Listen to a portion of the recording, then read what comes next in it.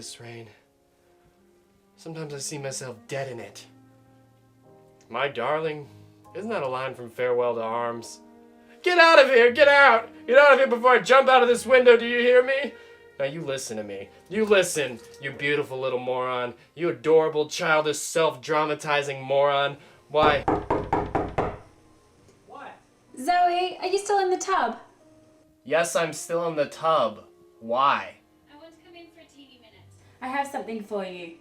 I'm in the tub, for Christ's sake. Just be a minute, for goodness sake. Pull the shower curtain. Jesus Christ. Sometimes I see me dead in the rain. Alright, come in if you're coming in.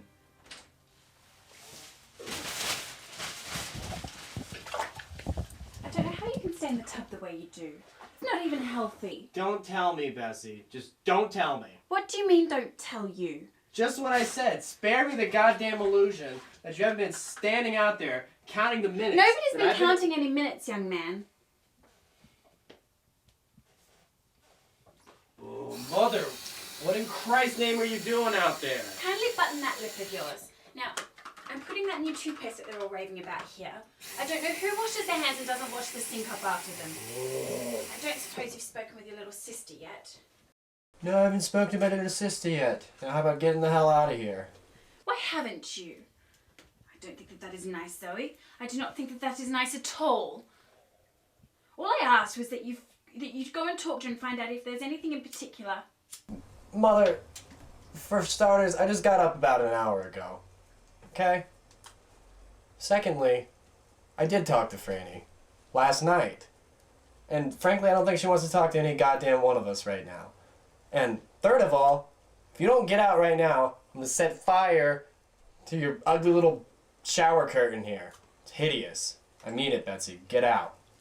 Sometimes I could kill Buddy for not having a phone. What grown man can live like that? No phone or anything. Nobody wants to invade his privacy, but it's not necessary to live like a hermit. Betsy, you're so stupid. Why are you so stupid?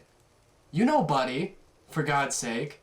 For your information, I am very worried about Franny, and I think that Buddy should be told about this whole thing. So why don't you call the college then? It's not like he'd be in his cave at this time of day. I have called the college. That never does any good whatsoever.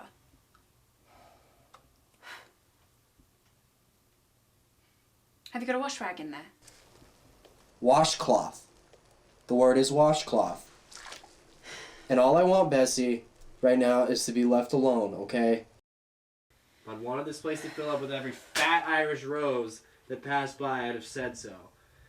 Now come on, get out. I've lost 10 pounds already. Well, it's no wonder.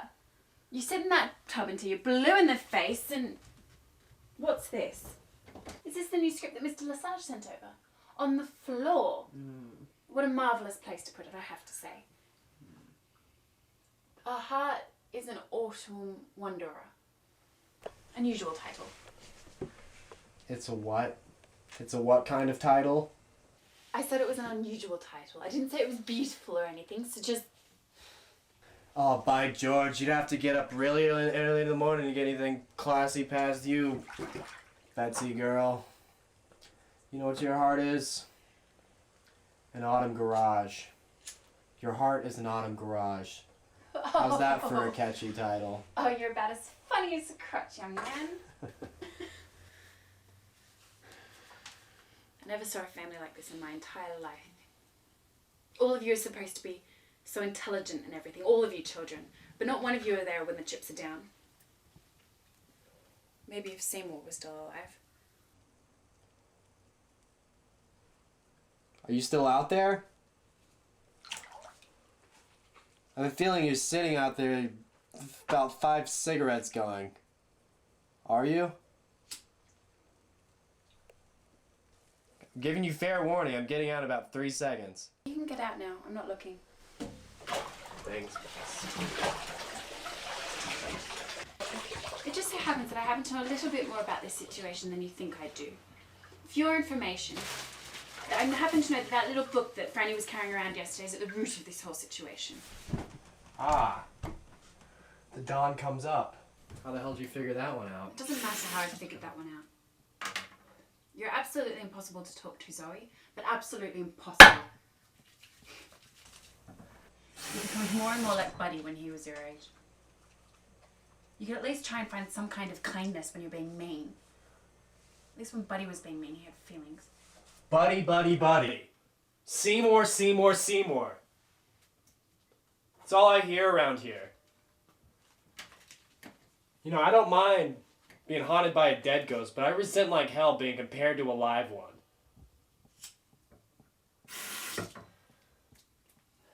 Franny and I, we're two freaks. And those two bastards are responsible. The great teachers. I can't even sit down to lunch with a man anymore without getting so bored or so goddamn preachy that if he had any sense he'd break his goddamn chair over my head. If you don't yak at me, I'll tell you what that little book's about.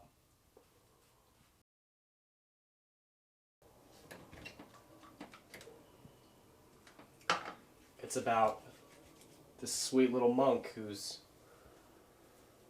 been reading the Bible his whole life. He wants to know what it means in Thessalonians when it says to pray without ceasing. Are you listening to me, you fat old druid, or are you just staring at my gorgeous face? Of course I'm listening.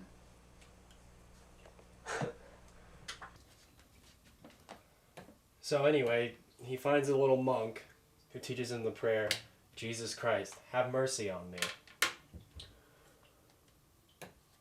The book teaches us the benefits of saying it incessantly. I read it when I was younger. I mean, it's nothing new for God's sake. It's been going on in, all over the world. In India for centuries. It's just called Japam. So if you call out the name of God from the heart, literally from the heart, long enough, you will get an answer. Look, not so much an answer, a response. Some kind. Who's been using my dental floss? So is this what Franny's supposed to be doing? I mean, is this what she's been doing and all? Don't ask me, ask Franny. Is this you? I just don't know anymore. I mean, all you children used to be so sweet and innocent and lovely. I don't see what the point is of knowing so much and being so smart if it doesn't make you happy. At least when you're all so kind to each other, it was just a joy to see. Just a joy.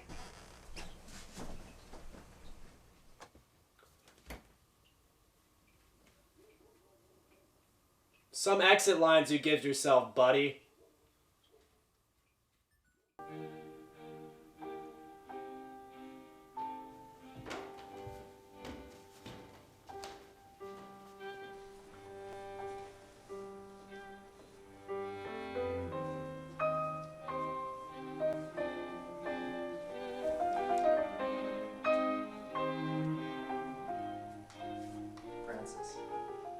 Francis. Let's go, buddy. Let's not fret away the best part of the day here. Let's go. Oh, God. Why is it so bright in here? Why is it so sunny? I bring the sun wherever I go, buddy. Why'd you wake me up? Look like hell, you know that? You could have gone all morning without saying that. Just don't start in on me now, Zoe. Nobody's starting in on you, buddy. Nobody's starting in on you. God, I just got out of the bath and I'm sweating like hell. Ah. Madame's lips are moving. The prayer is rising.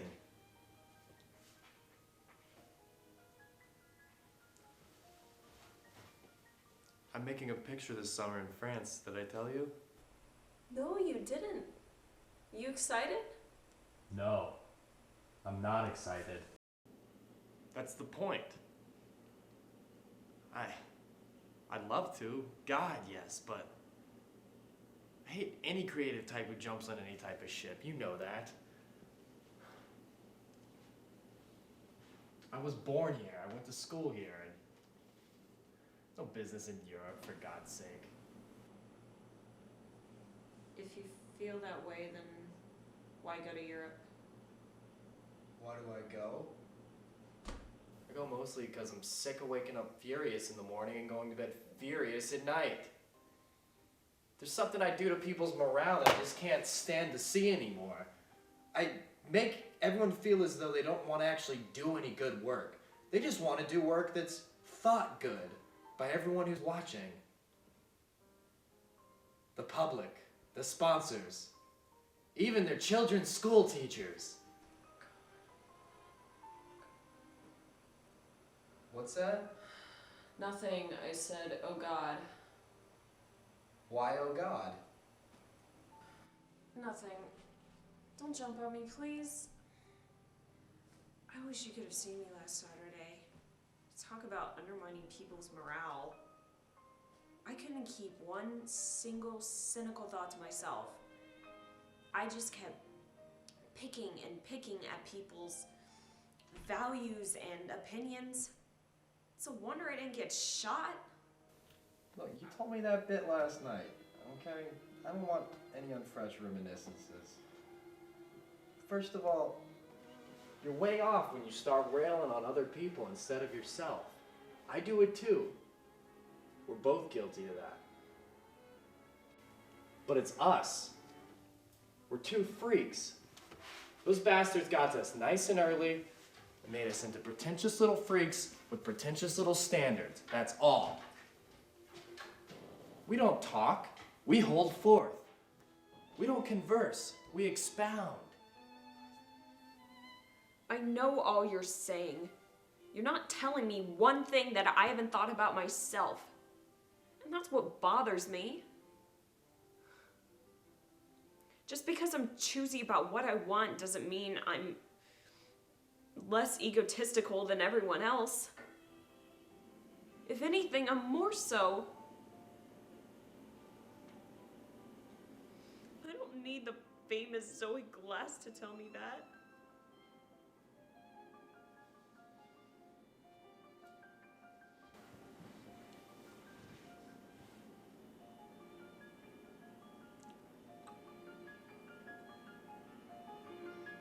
Francis, you want me to get Buddy on the phone?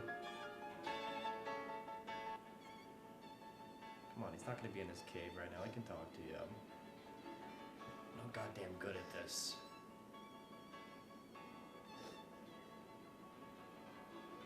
Francis, what about it? Shall I try to get Buddy on the phone?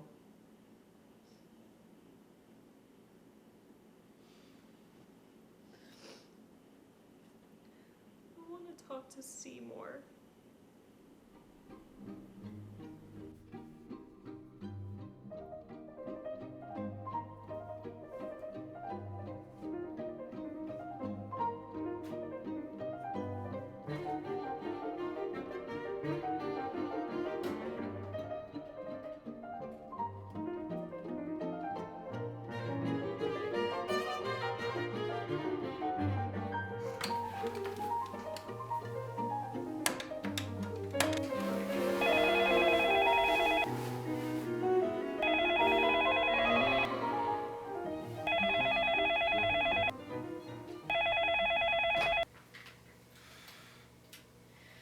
Hello, buddy.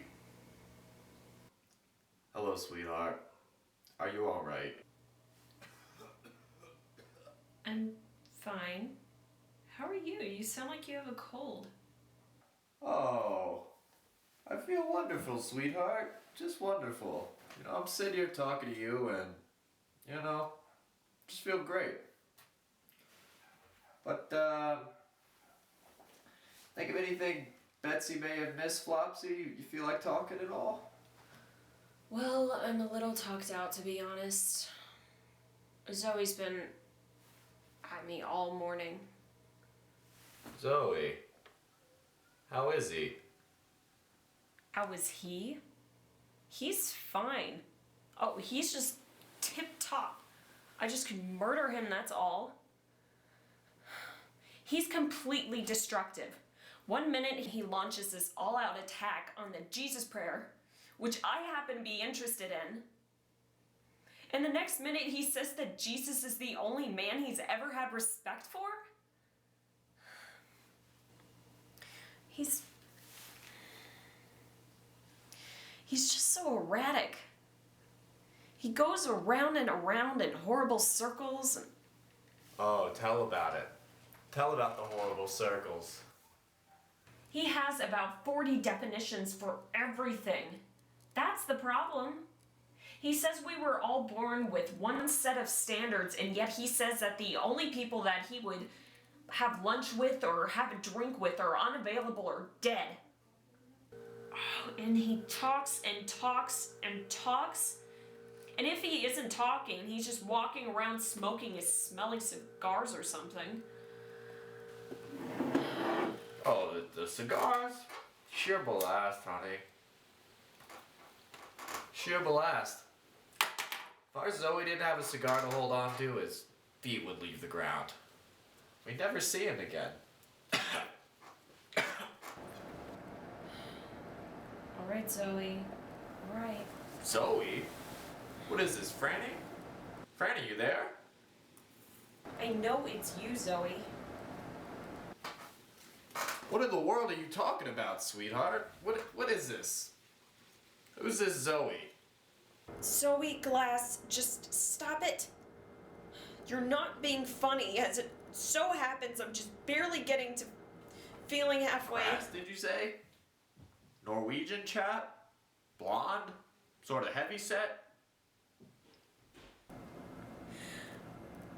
I know you can go on all day like this, but I can't. You think everyone's made of iron or something?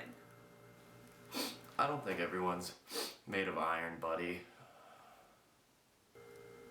Well, you'd think you did. I mean, did you have any special reason for calling me? I mean, did you call me for any special reason? I suppose I meant to call you to tell you to go on with the Jesus prayer if you want. It's a nice prayer. Don't let anybody tell you any different. Where are you calling from? Where are you now? What the hell's the difference where I am? Okay? I have just one more thing to say, and then I'll let you alone. I promise. Can you listen?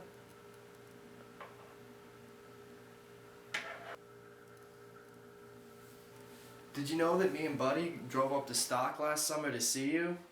Did you know that? No, I didn't.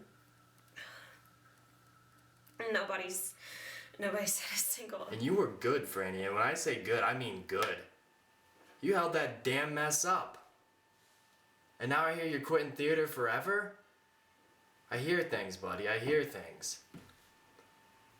You know, somewhere along the line, you wanted to be an actress, and a good one.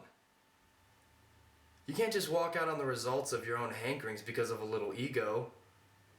Because the goddamn sands run out on you every time you turn around.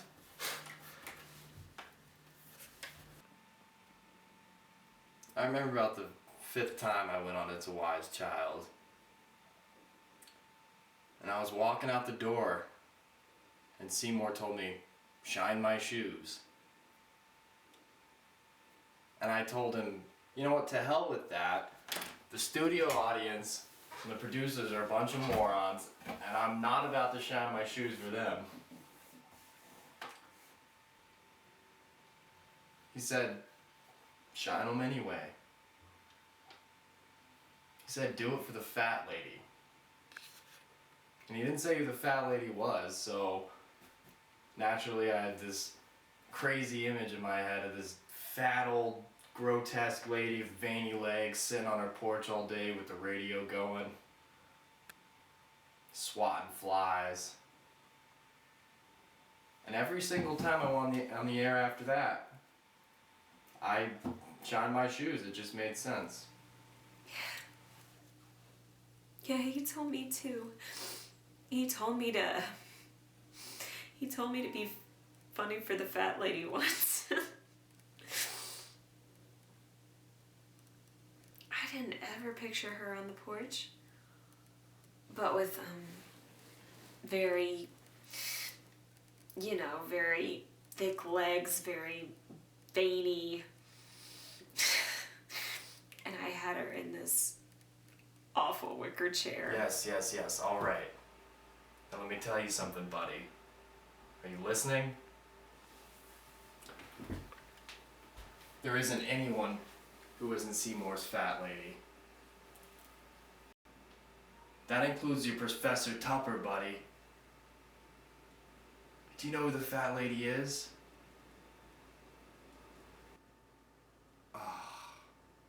It's Christ himself. Christ himself, buddy.